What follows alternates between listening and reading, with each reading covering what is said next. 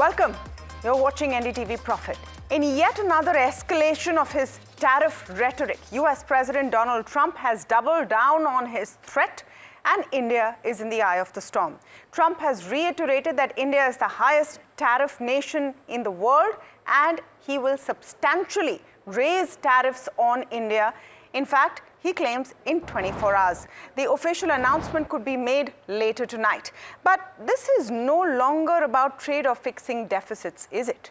Trump has widened the tariff salvos to achieve geopolitical goals. His recent outburst targets India for having close ties with Russia and allegedly profiting from sales of discounted Russian oil amidst the Ukraine war. And it's not just a one-off. In the past few days, Trump has made a series of allegations calling India's economy dead, its tariff barriers obnoxious, and even called India a bad trading partner. These remarks are not only false, these are deeply hypocritical, something which was exposed once again today when an Indian journalist questioned him on America's own continued imports of Russian uranium and fertilizers, even as he criticizes India's oil imports from Russia. He simply had no clear answer. Listen in to that exchange. India says that the US imports Russian uranium, chemicals, fertilizers, while criticizing their energy imports. Your response to that, sir? I don't know anything about it. I'd have to check, but we'll get back to you on that. So he doesn't know anything about it. When a clear, harsh question is asked, there is no response. Amidst all of Trump's rhetoric and bluster, let's then turn to facts and what the truth is. The idea that India is the world's most protectionist economy is simply wrong. It is based on a repeated and flawed metric, simple average tariffs versus trade-weighted tariffs. That's a simple average which treats all goods equally, but trade-weighted tariffs show the actual duties paid based on real trade volumes, offering a far more accurate picture. And by this measure, India's simple average tariff may be 15.98%, but the weighted average is just 4.6%.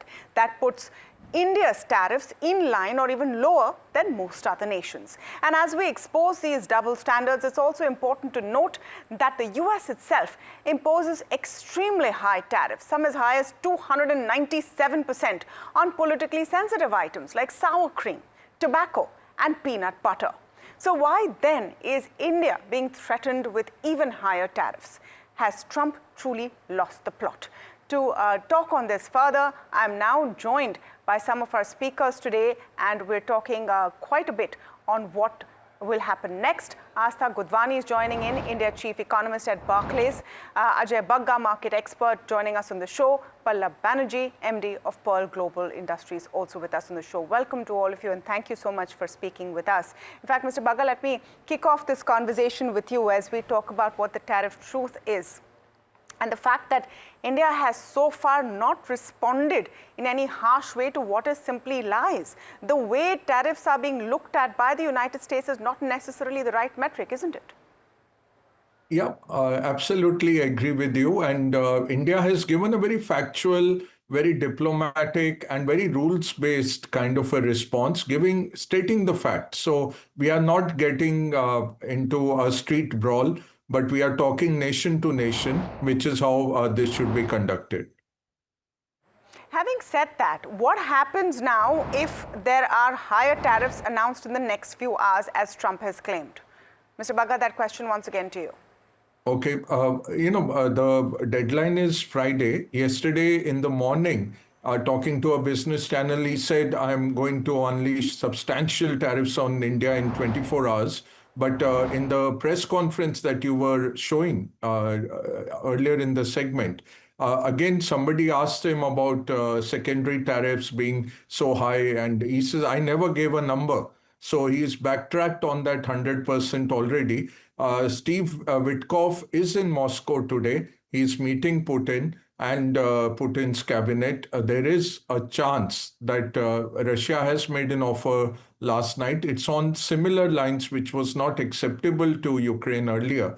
But there is a chance that something gets worked out. So let's see what happens. But you're right. It could be as early as 6:37 a.m. 7 p.m. in India that we get hit with 100% more. It's very unstable. There is no rule-based or modeling that you can do about it. And everything is to his credit. The big, beautiful deals, if you look at them, Europe was charging a trade-weighted average of 1.5% tariffs. They've given that up and made it zero tariffs for all US goods. No big deal.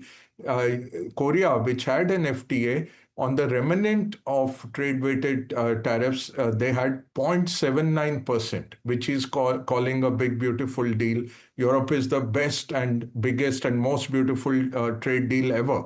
But actually, it's taking away 1.5% tariffs on trade-weighted basis for the US goods.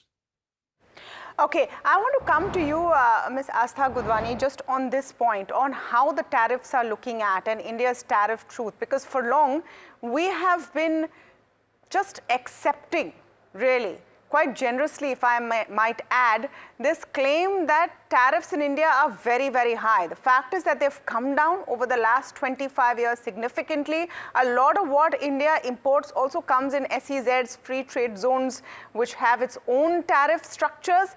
And what we import from the US, a lot of the large volume imports are at very low prices.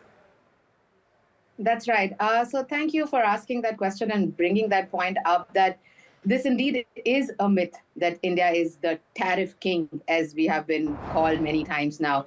And not just 25 years. If you look at some of the special measures that have been taken since February of this year, when we knew that President Trump is now in office, they were very clearly indicated at not even just avoiding, but basically appreciating and accelerating the ease of doing international business. So we have reduced tariffs preemptively on quite a few things, such as whiskey, Ethernet switches.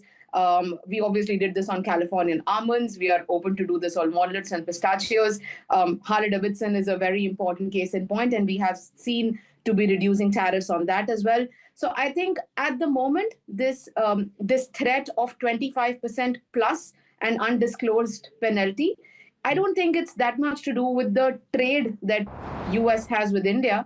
It is probably a pressure tactic on Russia to find that truce with Ukraine. And as Mr. Buggon also mentioned, Witkoff's visit to Moscow right now is going to be very well watched out for. From what we gather, Trump is going to be speaking at 4:30 p.m. ET, and that is when we can expect or hope to not get that plus penalty or get a moderate plus penalty. My question, though, is why should India subject itself to being a pawn in whatever game Trump is playing in its head geopolitically? It's a strange situation. And this is something Nikki Haley also said today, and she advised Trump that you've given a 90-day pause to China, and you're doing this with a trusted ally. So let me answer that question from my side. See, at the end of the day, this is about international trade. This is about getting products into the US that it cannot do without, definitely at a higher price than pre-Liberation Day. But it is also about giving access to very large markets across the globe for US goods. So policy, diplomacy, power struggles are at one end. We must remember that President Trump is, in fact, a businessman, and he understands the business of international trade hopefully well. And that is where we do believe that the current discussions should and will eventually go to discussions on trade, on deficits, on tariffs. And the reason that India is being, unfortunately, getting caught into this undisclosed penalty will probably find its way out sooner than later. Okay, Pallab Banerjee, let me come to you, and I'm going to ask you the question in two ways. One, as an Indian businessman, one as a practitioner, and seeing how you're getting impacted. But even when you look at this back and forth, numbers being thrown around on tariffs, what is your response to that? Lots of uncertainty, first of all, for any business. At this point of time, the business strategy, whether the people who are importing, the brands and the companies of US who are importing the goods into US for further selling. So it's uncertainty for them and uncertainty for the entire supply chain. I think that's the first thing that comes out. talking about apparel sector, like it seems like the other countries where US are dependent on maximum apparel sourcing or the garment sourcing, the trade that I'm in. So that one is more or less like settled. It looks like he wants an increase of 20% on top of the WTO MFN tariff that the Americans were already paying. So that will be something that the industry has to digest and move forward. I'm talking about US. For us in India, it's a question mark. We'll get to know today evening or by the weekend, as Mr. Bhagwas is saying. And for you as a practitioner, Pallav, and we've had this conversation over the last several weeks. Fortunately or unfortunately, the question keeps changing because of how the circumstances are changing. Are you seeing a chilling in the kind of demand because nobody knows what's going on? So what we saw is that a delay of confirmation of business, because this is the time that most of these retailers and brands are buying for the spring summer season. So they were waiting for this 1st of August, what would happen, what kind of tariff would be there, how they're going to plan it. So there was some delay that happened, definitely. And now I think the choice between the countries, like where they can get some advantage. It seems like most of the countries are in the 19 and 20% bracket, and India the decision is still waiting. So that's a disadvantage to you. Do you think you've lost business because of this, Pallav? That people have chosen to go, say, with a Vietnam, Bangladesh, I think we're more competitive than, but for example, some of these other countries versus importing from you, an Indian exporter? So we as a company have manufacturing operations across Indonesia, Vietnam, Bangladesh, and Guatemala. So the impact on the company as a whole would not be there, I guess, unless until like US market really slows down. But at the same time, the India business, like if the decision making is not in favor of India, so then there would be a lot of readjustment that will need to happen in India. The good thing is that we have now UK FTA, which will come into for effect soon, and the markets like Australia, Japan, where there is an FTA. So those are the benefits that Indian exporters have to take more wherever it happens, and everybody waits for the EU talks that is going on. Asta, is that the practical sort of alternative that India needs to start looking at very quickly? FTAs with other nations. We've done a deal with the UK which stands out as a template. So even as the truth stares US President Trump in the face, he may choose, may not choose to accept it. The fact is that India needs to start cracking other deals. Absolutely right, Tamanna. So US and Trump administration will do what is in their national interest. And I think India will leave no stone unturned to do what is in our national interest. Whether you look at the official statement that came out from the spokesperson at the Ministry of External Affairs, or you look at this very robust and a very prudent pipeline of FTAs that are brewing between India, EU. We talked about a strategic agreement with Philippines just yesterday, where Prime Minister Modi was at Maldives talking about in accelerating the strategic partnership with Maldives as far as trade is concerned, Oman, Chile, Peru. So I think we are very, very, very clear that there is, at the end of the day, an $88-90 billion market that there is for India's exports into the US. And if we do become uncompetitive for one engineered reason or the other, the idea is to find alternate markets. So the top 10 exports that India does, of those top 10, for 8 commodities, US is the largest trading partner. For the other 2 commodities, there is China and then there is UAE. My sense is that the choice of nations where we are ramping up our FTA talks rather quickly and very smartly are really the nations which are our second best opportunity as far as export destinations are concerned. So we have done some analysis on which are the next largest export countries for India in these top 10 commodities, which make up for about 72% of our total goods exports. And we are very tactically ramping up and framing our FTAs or a bilateral trade agreement. So sorry, Asta, I'm going to request you to repeat that. So what do you think are the top countries for those particular items that we should be targeting, and which item? If you could give me a little bit of detail on that, because that's very useful information. Sure. So we should, and we are. So I think the UK-India FTA was not just because the talks had gotten reignited in 2022. It is also because UK is our second largest trading partners in 4 out of these 10 top export items that we do. UAE is the second largest export items for other 3 commodities. Germany and Netherlands then show up for the other 1 out of the 10 commodities that we are talking. And the way our FTA discussions are ongoing, after the UK, we are very clear that we want to ramp up and we want to conclude one with EU by the end of this year.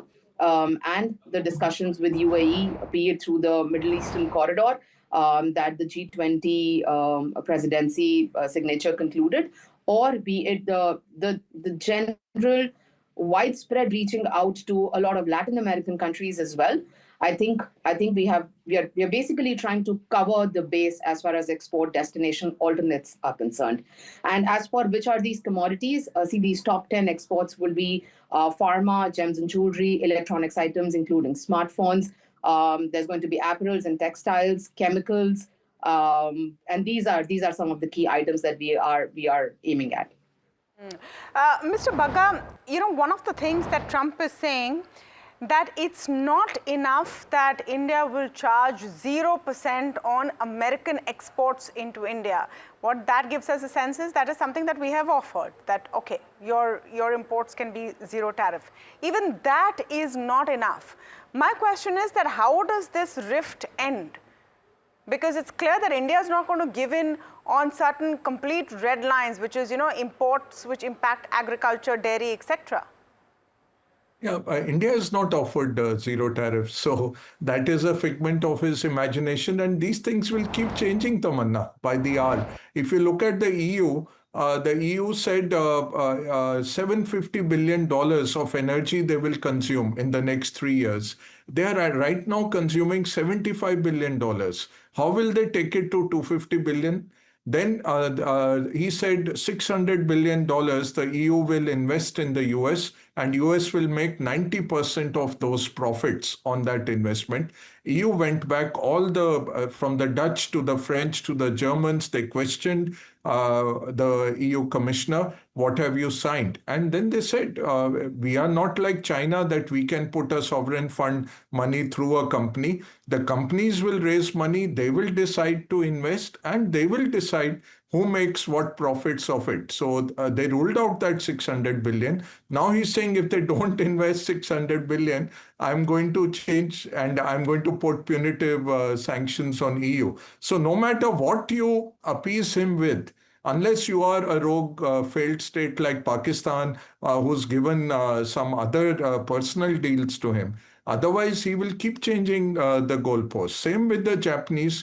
Today, the Japanese trade negotiator is in the US. They're trying that at least on the autos, they get clarity that they will get 15% on autos and not 25%. The Japanese, in their readout of the Trump meeting, said we are going to be charged 15%. Trump came out and said 25% on all autos from all over the world. That is the main plank of the Japanese negotiation. So today, again, their chief negotiator is in the US.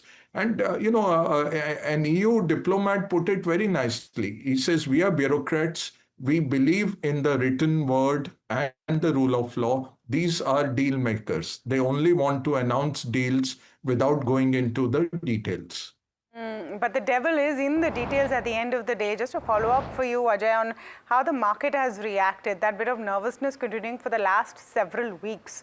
As a market participant, do you think that this should be a big factor which swings markets one way or the other? Because clearly it's too big to ignore.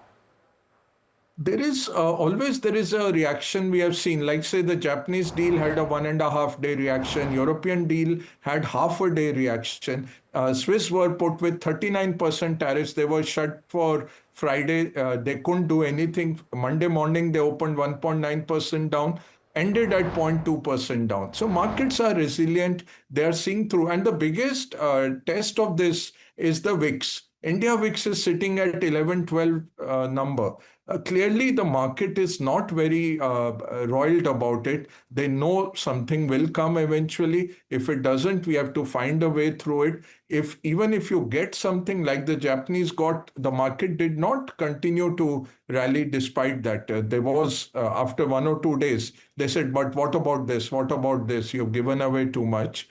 So markets have not really reacted. And this is true even for, say, Brazil with 50% tariffs. Brazil runs a surplus for the US. The US exports more to Brazil than Brazil sends to them, $24 billion worth.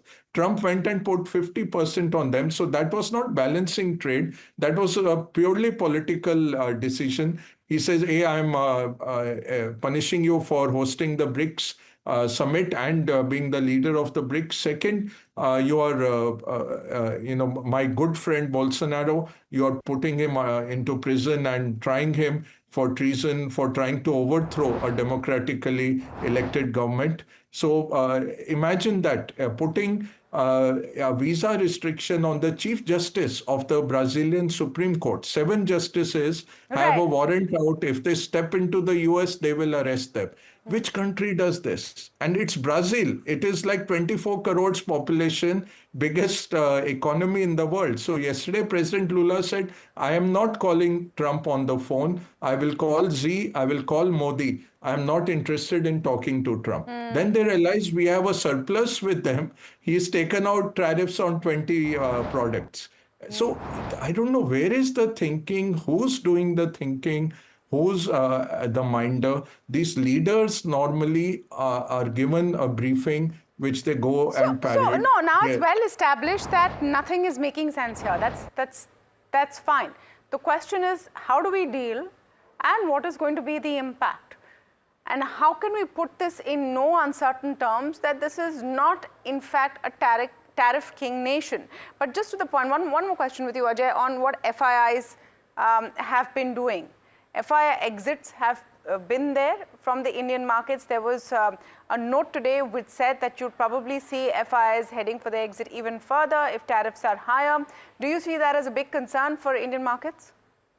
See, you have to look through to what is constituting the Indian market. So, with IT so big, with financials so huge, and a lot of other segments, it's not like a market where, say, a Danish market where Novo Nordisk is 60% of the market, or Taiwan where semiconductors are 80% of the market. It's a very diversified market. It's the 4th biggest economy of the world with a huge domestic base, and exports are very small in the whole thing. We are 10-11% is our goods export. Total exports with the services will be 850 crores, $850 billion. So we have to see it in perspective. Yes, there will be FIs going out, but it's on a base of $850-900 billion of FI investments. If 4-5 billion go out, 10 billion go out, should we be really so frustrated about it? I don't think so. There are enough endowments, enough sovereigns, enough pension funds who are looking for solutions which invest into India. You are seeing on the margin, net money is going out, but there is a lot of money coming into QIPs. There's a lot of money coming into IPOs as well. So we'll have to see that in perspective, that yes, 4-5% of FIs go out in a year on the margin. Should we be bothered? Yes, we have to look at case by case. Why are they going out? What happened? Where are they investing now? But on a broad brush, India being out of favor, I don't think so. Okay. From the point of view of businesses, how do you now sort of dilute your risks? We were talking to companies today, and it was a pharmaceutical company that I was speaking with, which talked about how they have started focusing on ROW, rest of world, for the last several quarters. Is that something that you think a lot of companies need to start doing right now? Pallab Banerjee, that This question kind of for you. uncertainty, Yeah. maybe like that could be one of the strategy that people should work upon. So like if I talk about our case, like Pearl Global's case, like we have, because of multiple country of manufacturing, the immediate threat is low. But if you talk of India specific, I think certain other worries that definitely concerns me. let's say some statistics like $1 billion of exports that's going to, let's say, US, is equivalent to almost 100,000 people of direct employment at the last, like that means I'm talking about the garment factories. And if you talk about the ancillary and other thing that is feeding into this, could be another 2x or 1.5x. So we're talking about every $1 billion of exports in the garment, we have about maybe 200 to 250,000 people employed. And it's almost about $6 billion of exports that was going to US from India. So, and this industry also generates the first generation of workforce as it comes from field to the factory, that kind of thing. And US companies do, have a lot of these compliances and social benefits that it ensures that goes to the last person, like who is employed in the industry. So those are some of the things that we have to also balance with as we take this call and how we proceed. But yes, the uncertainty that is there at this point of time for every business, it's a huge concern.